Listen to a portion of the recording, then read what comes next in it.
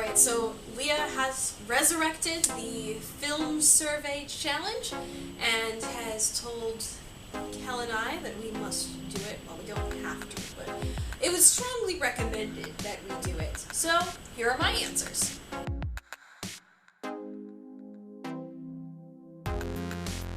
According to my parents, the first film I ever saw in theaters was The Lion King. To my memory, the first film I remember seeing distinctly, and this may or may not have been in a theater, I don't actually remember, was probably Toy Story, and that has probably led to a deep love of Pixar movies ever since.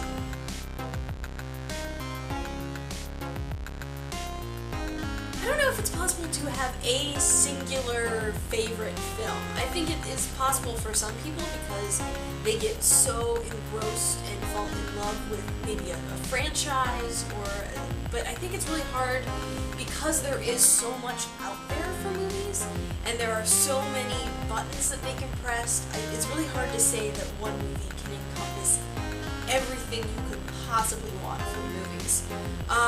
So I guess for my favorite films, I can't have just one. I have several. Some of my favorite movies were introduced to me through teachers, such as Stranger Than Fiction, which is the only Will Ferrell movie I actually like, as well as The Brothers Bloom, which somehow stemmed off from a discussion of James Joyce, which is a fantastic little caper film, and I highly recommend that one. Beyond that, I mean, the films from my childhood will always hold a near and dear place in my heart. I have a soft spot for Disney movies, Pixar movies, DreamWorks even as well. I'm a huge fan of How to Train Your Dragon. The Incredibles is forever one of my favorite Pixar films, even if it may not necessarily be one of the best Pixar films. It still is probably one of my favorites.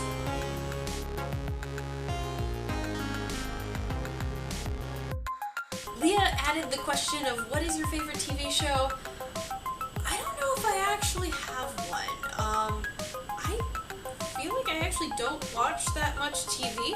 When I do watch TV, it's usually Food Network, so I love things like Iron Chef America and Good Eats. And I tend to gravitate, at least lately, towards more, I almost want to say educational programming, but it's not necessarily works of fiction, but it's not like reality programming or anything like that. I guess educational would probably be the best category to stick it in.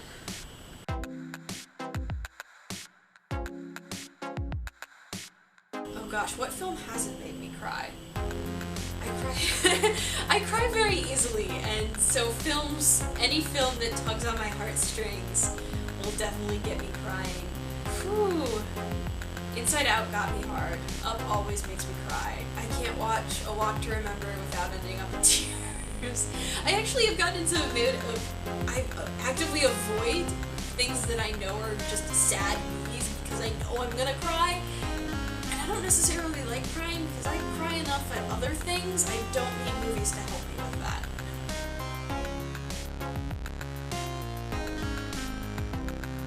I would love to probably visit the world of either Harry Potter or Lord of the Rings. Star Wars would be pretty cool. A lot of those major film franchises, because they have such a universe and such a, whole wide range of things, because they've started to expand beyond just movies, or in some cases they weren't movies to begin with. So I think things that have a huge depth of story to explore, a huge universe to explore, I think would be where I'd like to end up.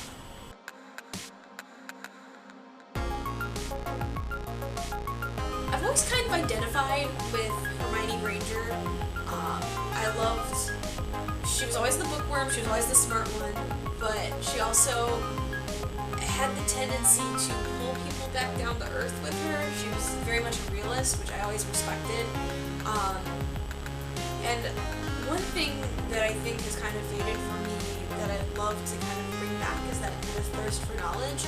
And I think part of it could be attributed to the fact that she was probably already a smart person to begin with, and then she gets introduced to this huge magical wizarding world that is so completely foreign to her, and she is so fascinated by it, she feels the need to immerse herself in it like that. And I would love to be able to do that about other things. I would love to be so into something and so excited about something that all I want to do is to learn more and more and just fill my brain with all of that knowledge.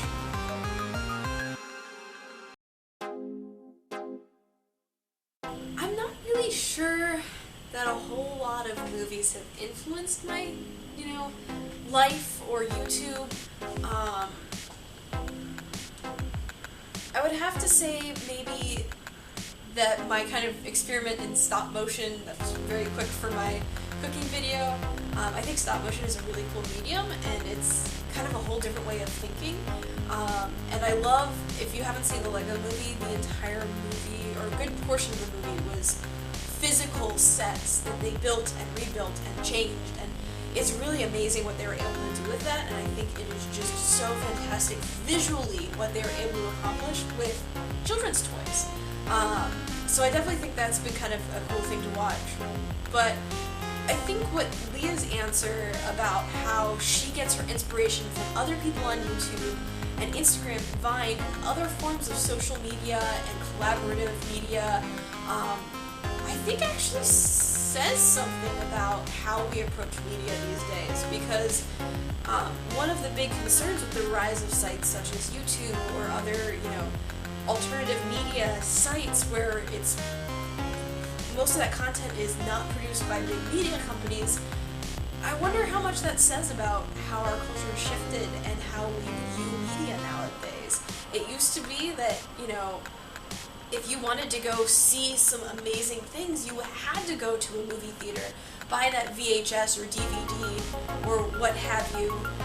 But now that is so much more open, it allows us to explore so many new avenues of creativity that probably normally wouldn't get the budgeting or the backing from the major studios that decide these things, which I think is really, really awesome. But it also makes you kind of look at these films that we all revere and respect and see there's still a place for those, because they can be so far-reaching and broad and bring so many different people in.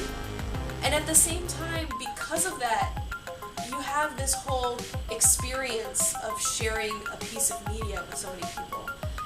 And I think we're starting to see that on YouTube as well, where there's people who have so many followers and they are so involved in their lives and so excited about things that happen to them.